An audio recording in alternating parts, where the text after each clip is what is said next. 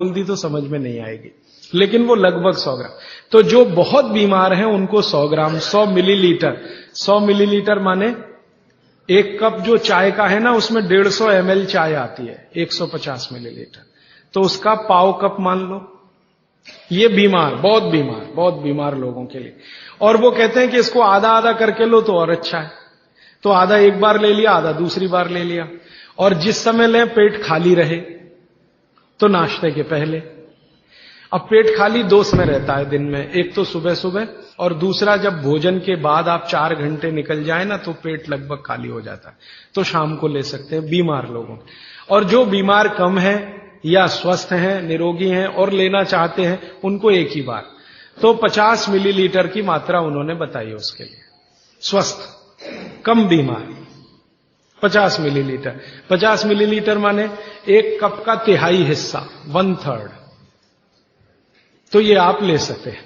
अब जिस गाय का मूत्र आप ले रहे हैं उसके बारे में एक छोटी जानकारी उन्होंने जोड़ी उसमें। वो ये कहते हैं सूत्र में कि गाय जो मूत्र पीने लायक माने औषधि के रूप में देती है, वो गाय को पैदल चलना बहुत आवश्यक है। माने वो चले, दिन में घूमे टहले। बांधी हुई गाय जिसको आप चलने ही मत दो, घर में ही बंधी रहे, उसके मूत्र के बारे में भागवत जी कहते हैं कि वो उपयोगी नहीं है, उपयोगी नहीं। अब हमने क्या देखा कि ये जो जर्सी गाय है ना, जर्सी, होलिस्टियन, फ्रीजियन, ये बंधी हुई गाय है। आप इसको छोड़ भी दो तो जाती नहीं है, बद्ध से बैठ जाती है। खड़ा करो फिर बैठ जाएगी, फिर खड़ा करो फिर, खड़ी भी नहीं होती, ज्यादा देर बैठी रहेगी। चलना तो उसके लिए इतना भारी है कि जब वो चलेगी तो ऐसी कराह निकलती है उसके मुंह से। तो ये बंधी हुई गाय है। भागवत जी कहते हैं बंधी हुई गाय का मूत्र अच्छा नहीं है। तो हमने जर्सी का निकाल के देखा, वो सच में अच्छा नहीं।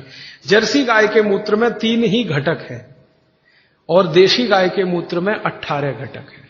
जो कुछ मिट्टी में है वो गाय के मूत्र में है। अच्छा, फिर मुझे बचपन की एक बात याद आई। मेरी दादी मां ने कहा कि गाय के शरीर में 33 करोड़ देवता हैं।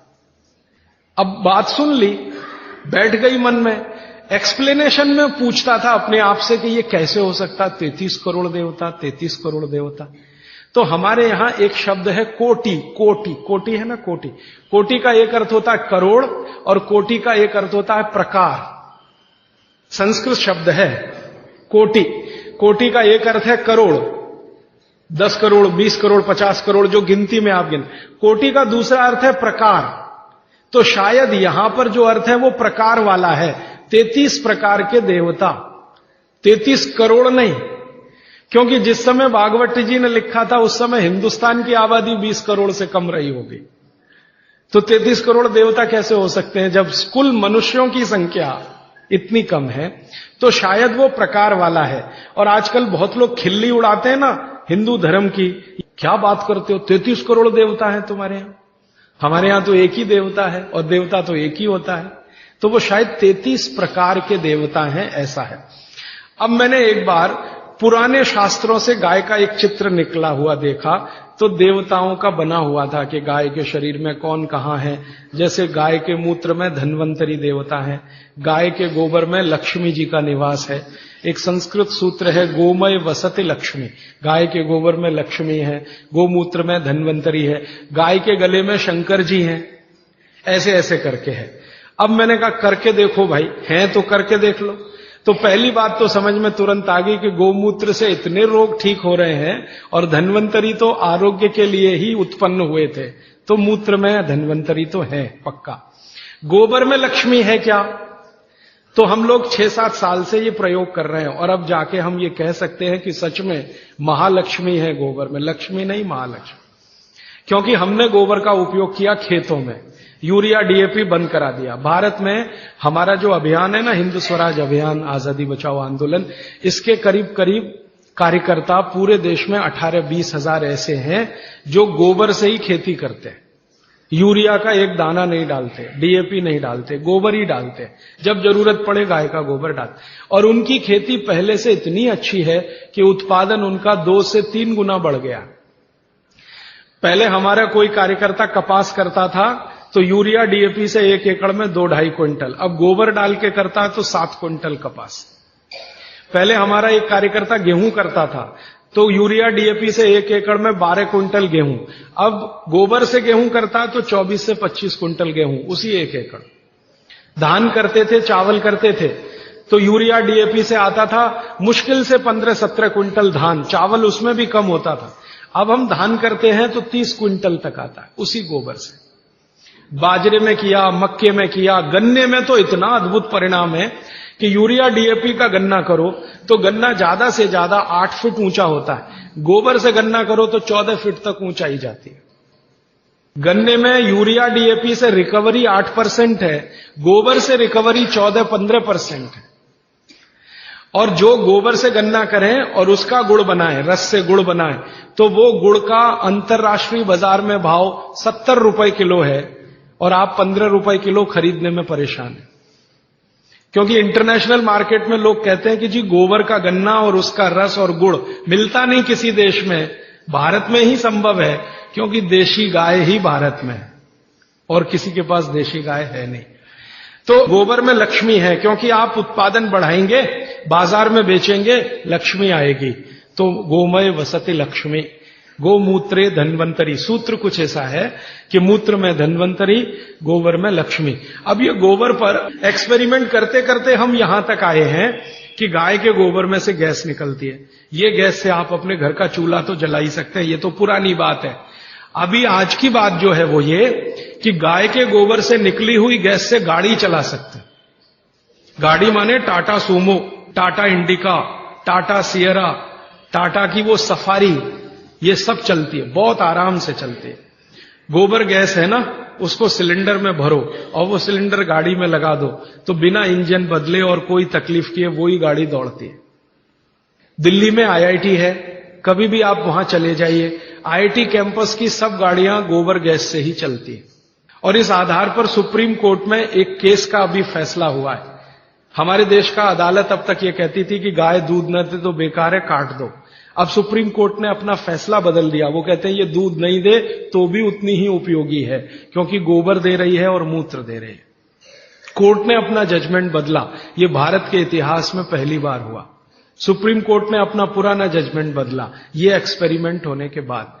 अब थोड़े दिन में हमारी तो एक योजना है, आप अगर मदद करेंगे तो हम जरूर करेंगे इस योजना को। गांव गांव जहां भी गाय है वहां गोबर है। गोबर है तो हम क्या करने वाले हैं, गोबर गैस प्लांट छोटे छोटे हर जगह, गैस निकालो और सिलेंडर में भरो। कंप्रेशर की मदद से आप जानते हैं कोई भी गैस सिलेंडर में भरी जा सकती है, तो कंप्रेशर की मदद से गैस सिलेंडर में भरो और सिलेंडर खुद भी इस्तेमाल करो, दूसरों को भी दो। ये एलपीजी का चक्कर खत्म करो, क्योंकि ये एलपीजी आयातित है, माने इंपोर्टेड है। दूसरे देश के सामने हम भिखारी बन के खड़े हैं, जी दे दो। ईरान से मांग रहे हैं, इराक से मांग रहे हैं, ईरान आंखें दिखा रहा नहीं देते। हाँ देंगे तो इस कीमत पे देंगे, गरज है तो ले लो, नहीं तो मत लो। तो हमारी सरकार भीगी बिल्ली बनी हुई उनके सामने रिरियाती है, गिगियाती है। ये चक्कर अभी खत्म करना, हमको तो डीजल पेट्रोल ही खत्म करना है इस देश में, जरूरत ही नहीं डीजल पेट्रोल। जब तक गाय जीवित है उसका गोबर है, गोबर से गैस है, गैस से सब चलेगा। आपकी बिजली भी बना लो, गाड़ियां भी चला लो, रसोई गैस भी जला लो, घर के सब काम गोबर गैस से हो सकते हैं। और गोबर गैस की बनाई हुई रोटी का स्वाद आपके एलपीजी की रोटी के स्वाद से कई गुना अच्छा है, करके देख लीजिए आप। तो हमारी भविष्य की योजना है कि हम इस अभियान में आगे ये करने जा रहे हैं, गांव गांव के कार्यकर्ताओं को प्रशिक्षण देके कैसे गोबर गैस बनाई जाए, कैसे प्लांट लगाया जाए, कैसे उसको निकाला जाए, गैस को कैसे सिलेंडर में भरा जाए। जिस दिन ये काम बड़े पैमाने पर चल पड़ा, हिंदुस्तान को डीजल पेट्रोल एक बूंद खर्च करने की जरूरत नहीं, गाय से ही देश चलेगा। तो समझ में आएगा कि इसमें महालक्ष्मी है गाय के गोबर, लक्ष्मी नहीं महालक्ष्मी। भारत में 17 करोड़ गाय है, इसकी डबल चाहिए, 34 करोड़ में ये हो जाएगा। हमने जो हिसाब निकाला है, एक गाय का गोबर एक दिन में 10 किलो। अभी 17 करोड़ गाय है तो एक दिन का उनका गोबर है 170 करोड़ किलो। लेकिन सारे देश के डीजल की खर्चा और पेट्रोल का खर्चा और एलपीजी का खर्चा, ये पूरा अगर हम कवर करना चाहें तो गाय चाहिए 34 करोड़। हम आधे का तो कर सकते हैं। आज जितनी गाय है 34 करोड़। अब ये 34 करोड़ गाय कहां से आएगी? ये तभी आएगी जब कटना बंद हो। आप अगर इसका संरक्षण करें, गाय का कटना इसका बंद करा दें, तो गाय की संख्या अपने आप 34 करोड़ हो जाएगी। क्योंकि भारत की जो गाय है, देशी गाय, वो 20 साल जीवित रहती है और 20 साल में कम से कम 17 बार मां बन सकती है वो भारत की गाय। और ये जो जर्सी है ना, इसकी उम्र ही नहीं है।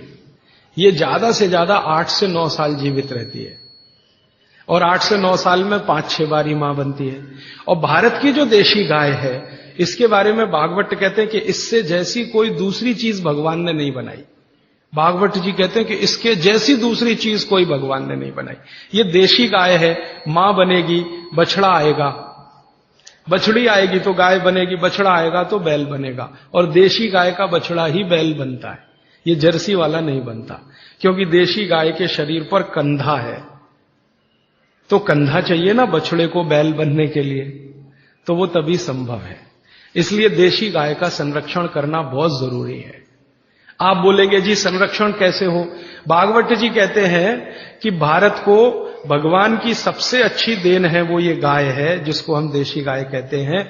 इसकी हमेशा सेवा करो तो ये संरक्षित हो। शायद इसलिए हमारे बुजुर्गों ने कहा गाय की सेवा करो तो मोक्ष मिलेगा, 33 प्रकार के देवता खुश रहेंगे। और मैंने करके देखा, ये देशी गाय आप घर में रखो, उसकी सेवा करो, सवेरे सवेरे सो के उठो, बस गाय को देखो, कुछ मत करो, बैठ जाओ, देखो उसको सामने, और आपके शरीर में इतनी खुशी और आनंद पैदा होगा उसका चेहरा देखने मात्र से। करके देख लो इसको। मैं अभी एक एक्सपेरिमेंट कर रहा हूं। डिप्रेशन के कुछ मरीजों को मैंने इकट्ठा किया है एक गौशाला में डिप्रेशन के मरीजों को इकट्ठा किया है। कोई दवा नहीं देते, वो कहते हैं जी गाय के सामने बैठो बस और देखो, उसको देखो, उसकी आंखें देखो, आंखों में जितनी सुंदरता है देशी गाय की कहीं नहीं मिलेगी आप। और जो आप गाय पहचान सकते हैं, भारत में एक गाय है, किल्लारी गाय कहते हैं उसको, किल्लारी गाय, एकदम गुलाबी आंखें, सुर्ख गुलाबी आंखें। उसकी आंखें देख लिया आपने तो डिप्रेशन और अवसाद आपका खत्म हो जाए। इतना आनंद मिलता है गाय को देखने से। तो गाय देखने मात्र से अगर आनंद की प्राप्ति हो रही है तो ये उसकी सबसे बड़ी विशेषता है। मूत्र से तो बीमारियां ठीक हो ही रही हैं, गोबर से तो बहुत कुछ हो ही रहा है अपने देश में, उसकी आंखें देखने मात्र से खुशी पैदा होती है। और उसी गाय के साथ एक भैंस को देख लो, बराबर में एक गाय खड़ी कर लो, एक भैंस खड़ी, भैंस का चेहरा देख लो आप, तो ना हो तो डिप्रेशन हो जाएगा। हाँ, भैंस का चेहरा देखते ही मन में जो पैदा होता है ना, वो वॉमिटिंग सेंसेशन जैसा, और गाय का चेहरा देखते ही खुशी। तब मुझे ये सब बातें समझ में आई कि हमारे पूर्वज पुरखे गाय के लिए कितने प्रेमी और कितना उसको बचाने के लिए लगे रहे। और आप जानते हैं कि इस हिंदुस्तान की आजादी की लड़ाई गाय से शुरू हुई। जो 1857 में मंगल पांडे ने गाय की चर्बी के कारतूस की बात सुनी नहीं होती, तो गोली मारी नहीं होती, तो क्रांति शुरू नहीं होती। और महात्मा गांधी जो इस आजादी के आंदोलन के सबसे बड़े नेता थे, वो ये कहते थे मेरा शरीर काट दो, गाय को मत काटो। और एक जगह तो गांधी जी ने अंग्रेजों को कड़क भाषा में कहा कि तुम भारत को गुलाम रखना चाहते हो, रखो, गाय काटना बंद कर दो, मैं आंदोलन वापस ले लूंगा। वो कहते हैं गाय बच गई तो आजादी तो आ ही जाएगी। एक बार गांधी जी को एक अंग्रेज पत्रकार ने पूछा कि आपको आजादी और गाय दोनों में से क्या चाहिए, तो कहते हैं गाय बचा दो, आजादी तो आ ही जाएगी। गांधी जी जैसे आदमी को इतना लगता था। और गाय के बारे में इतनी सारी अच्छी बातें कहते हुए एक खराब बात कह दूं कि यही गाय सबसे ज्यादा कट रही है। और आप जिस राज्य में रहते हैं वहां सबसे ज्यादा कट रही है, तमिलनाडु और केरल। एक साल में 4.5 करोड़ गाय कट जाती है इस देश। इस तमिलनाडु में ऐसे ऐसे कत्ल खाने हैं जहां एक दिन में 14,000 गाय कट जाती है। आप चाहें तो सबके नाम पते मैं दे सकता हूं। इसी तमिलनाडु। केरल में उससे भी बड़े कत्ल खाने हैं जहां एक दिन में 17-18 हजार गाय कट जाती है। तो जो गाय इतनी उपयोगी है वो कट रही है, इसको कटना बंद कराना ही पड़ेगा अगर हिंदुस्तान को डीजल पेट्रोल के दुष्चक्र से निकालना है। मैं आपको एक कैलकुलेशन बताता हूं। एलपीजी गैस का सिलेंडर आप कितने में खरीदते हैं? 300 रुपए में। हाँ, गाय गैस का सिलेंडर माने गोबर गैस का सिलेंडर उतना ही बड़ा जो एलपीजी का है, आप अगर गोबर गैस का खरीदो तो 67 रुपए में मिलेगा, 67। आप 1 लीटर पेट्रोल में कितनी गाड़ी चलाते हैं? 1 लीटर पेट्रोल में 20 किलोमीटर, है ना? 10 नहीं 20 मान लो, अच्छी से अच्छी गाड़ी 1 लीटर पेट्रोल में अच्छी से 20 किलोमीटर। 1 किलो गोबर गैस में वही गाड़ी 33 किलोमीटर चलती है। 1 किलो गोबर गैस में वही गाड़ी 33 किलोमीटर। और आप जब खर्चा निकालते हैं ना गाड़ी चलाने का पर किलोमीटर खर्चा, तो डीजल का खर्चा शायद 4.5 के आसपास आता है, पेट्रोल का खर्चा 6-6.5 रुपए आता है। गाय के गोबर से पर किलोमीटर गाड़ी चलाने का खर्चा 1 रुपए 15 पैसे आता है। तो सस्ता भी पड़ेगा, हमारे यहां आसानी से उपलब्ध है क्योंकि गाय उपलब्ध है। और पूरे देश को डीजल पेट्रोल का साल का खर्चा अभी 2,80,000 करोड़ का हो चुका है। सरकार इसी से सबसे ज्यादा परेशान है, ये पूरा खर्चा बच सकेगा। और 2,80,000 करोड़ में तो 34 करोड़ गाय आराम से पाल सकेंगे। तो गाय बचाने का काम करना है। वो इसलिए कि भागवत जी बोलकर गए हैं कि ये सबसे सुंदर वस्तु या चीज या प्राणी बनाया इस देश में भगवान ने। और मैं ऐसा मानता हूं कि थोड़ा इसको संशोधन कर सकते हैं। प्राणी नहीं, प्राण है ये देश का। और हम ये कहते हैं ना जानवर, जानवर नहीं, जान है इस देश की। भारत को अगर भारत की जान है तो ये गाय है, भारत की प्राण है तो ये गाय है, ये है तो हम हैं। कई बार मैंने लोगों को ये कहते सुना है हम गाय पालते हैं, उनको हाथ जोड़कर कहता हूं कि आप गाय नहीं पालते, गाय आपको पालती है। ये अहंकार मत करिए अपने मन में कि हम गाय पालते हैं। आपके मन में विनम्रता आनी चाहिए कि गाय हमें पालती है। आप क्या पालेंगे जी? वो तो भगवान की है, आपकी हैसियत नहीं उसको पालने की। वो तो भगवान की कोई कृपा हो गई आपके ऊपर जो आपको दे दी उसने। तो ये कृपा आप सब पर हो तो इसके लिए कुछ प्रयास करें। आप बोलेंगे जी क्या करें? सबसे पहला प्रयास कि गाय का कत्ल रुके। गाय का कत्ल रुकने में आप कहेंगे जी हम क्या कर सकते हैं? आप बहुत बड़ा काम कर सकते हैं। वो ये कि आप अपने जीवन में एक संकल्प ले लो कि जी दूध पिएंगे तो गाय का ही पिएंगे। मुझे बाबूजी 3-4 दिन से एक जानकारी दे रहे हैं। एक राधा कृष्ण बजाज जी उनके यहां आया करते थे। राधा कृष्ण बजाज का नाम शायद आपने सुना हो, बहुत बड़े गांधीवादी नेता रहे, बिनोबा जी के साथ रहे और आजादी के आंदोलन से इस देश को संभालने और संवारने में लगे रहे। उन्होंने संकल्प ले रखा था जी दूध पीऊंगा तो गाय का ही। तो ये बाबूजी बताते हैं कि इनके घर आते थे तो गाय का ही दूध पीते थे। अब मैं सोचता हूं कि राधा कृष्ण बजाज जैसा संकल्प सब ले लें कि जी दूध पिएंगे तो गाय का ही पिएंगे, पिएंगे ही नहीं भैंस का, पिएंगे नहीं डेयरी का, गाय का ही पिएंगे। तो आप जितने लोग यहां बैठे हैं, अगर आपने ही ये संकल्प ले लिया कि रोज गाय का ही दूध पिएंगे तो इसी चेन्नई में गाय पालने वालों की लाइन लग जाएगी, आप देखना। क्योंकि मैं बार बार कह रहा हूं आज का मार्केट कंज्यूमर मार्केट है, बायर्स मार्केट है। आज की दुनिया में खरीदने वाले का मार्केट है, बेचने वाले का कुछ नहीं है। जो डिमांड खड़ी करे तो सप्लाई आती है। तो आप सोच लो जी गाय का ही दूध पिएंगे तो गाय के दूध की सप्लाई आएगी। कैसे आएगी? कुछ लोग गाय खरीदेंगे, कुछ गाय पालन करेंगे, कुछ गौशालाएं खोलेंगी, कुछ दूध डेयरियां बनेंगी।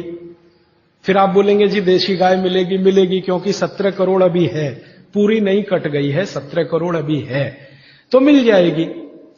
और जितनी अच्छी गाय चाहिए उतनी अच्छी मिल जाएगी। आप कहेंगे जी देशी गाय का दूध कम होता है, ज्यादा दूध की गाय भी है, कम दूध की गाय। भगवान ने इस देश में बड़ा बैलेंस बनाया।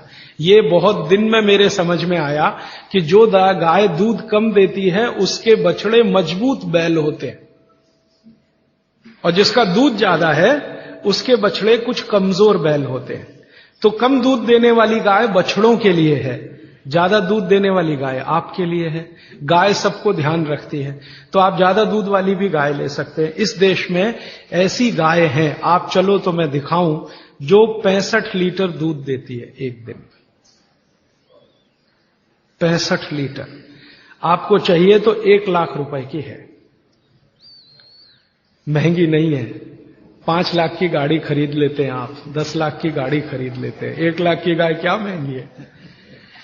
और वो गाय अगर आ गई तो आप देख के दंग रह जाएंगे, क्योंकि मैंने वो हरियाणा में देखी है, पंजाब में देखी है। 65 लीटर दूध है, एक आदमी निकाल नहीं पाता, 3 लगते हैं निकालने। हाँ, क्योंकि कितना निकालेगा। और मैंने देखा हरियाणा में जो लोग रखते हैं ना, उनके घर में 3 लोग उसका दूध दुहते हैं। और इतनी सीधी है वो कि बच्चा भी चाहे तो उसका दूध दुहने बैठ जाए। नहीं लात मारती, ना सींग मारती है, दूध बहुत है। खाना भी थोड़ा अच्छा है उसका, क्योंकि दूध इतना अच्छा है तो खाना भी अच्छा होगा। उसको एक चीज बहुत पसंद है जो आप खिलाएं तो, गन्ना होता है ना, गन्ना, उसके ऊपर का हिस्सा ये खिलाते जाओ, दूध उसका बढ़ता ही रहता, कम नहीं होता। पहली बार मां बनेगी, दूसरी बार दूध बढ़ता ही जाता, गन्ना खिलाते रहो बस उसको सबसे ज्यादा। ऐसी भी गाय इस देश में है जो 65 लीटर दूध देती है, और ऐसी भी गाय है जो 1 लीटर दूध देती है, वो आपके आसपास है। लेकिन 1 लीटर वाली भी तिरस्कार मत करो, क्योंकि वो बछड़े जो देगी वो बैल बनेंगे अच्छे। तो बैल तो चाहिए हमें, क्योंकि ट्रैक्टर से खेती ज्यादा दिन कर नहीं पाएंगे। जो डीजल 100 रुपए लीटर हुआ तो क्या चलाएगा ट्रैक्टर किसान, तो बैल तो चलाना ही पड़ेगा। इसलिए देशी गाय कम दूध वाली, उसको आप तिरस्कार की दृष्टि से मत देखो, उसके बछड़े मजबूत बैल हैं। जो दूध ज्यादा देती है उसके बछड़े कुछ कमजोर होते हैं। मैंने वो करके देखा, कम दूध वाली गाय का बछड़ा बैल बनता है ना, तो 3 टन माने 3000 किलो माल आराम से 40 किलोमीटर तक बिना रुके लेके जाता है। और जो ज्यादा दूध देने वाली गाय है उसका बछड़ा 3 टन माल लेके जाएगा, लेकिन 3 जगह रुकेगा, रेस्ट लेगा, फिर चलेगा।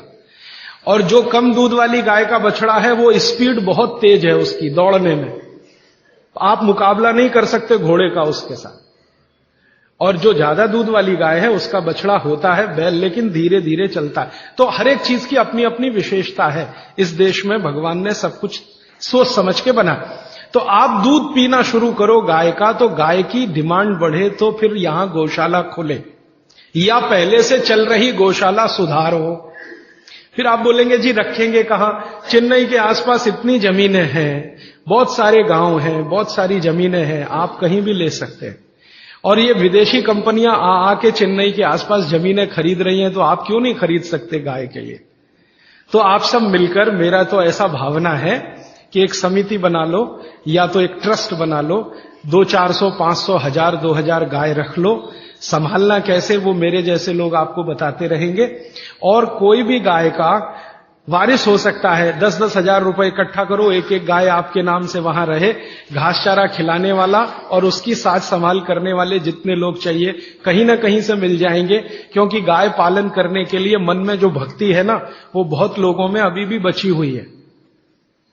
ऐसे बिहार में मैंने हजारों लोग देखे हैं जो गाय पालन के लिए कहीं भी जाने को तैयार है। उत्तर प्रदेश में है तो वो आ जाएंगे, आपकी गायों को संभालेंगे। उनको पुण्य चाहिए, मोक्ष